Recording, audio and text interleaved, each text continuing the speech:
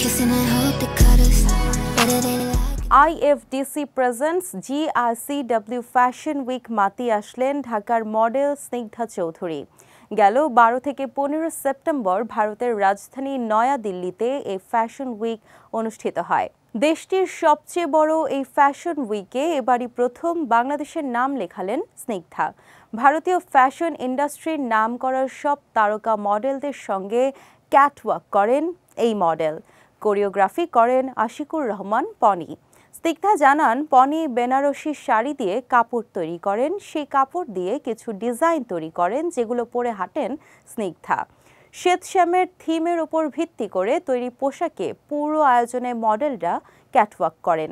সেই থিমের ঝলক দেখান পনি স্নিগ্ধা।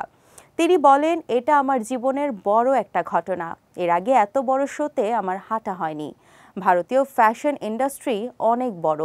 আমি ওখান থেকে অনেক কিছু শিখতে পেরেছি। সামনে আরও এ ধরনের বড় কাজ করার ইচ্ছা আছে। স্নিগ্ধা চৌধুরী শোবিজের পরিচিত মডেল ও অভিনেত্রী। মডেলিংয়ের গণ্ডি পেরিয়ে সিনেমাতেও নাম লিখেছেন তিনি। জাজ মাল্টিমিডিয়ার রাস্তা শিরোনামের সিনেমায় দেখা যাবে তাকে। রায়হান রাফির পরিচালনায় এই সিনেমায় সিয়ামের বিপরীতে অভিনয় করবেন স্নিগ্ধা।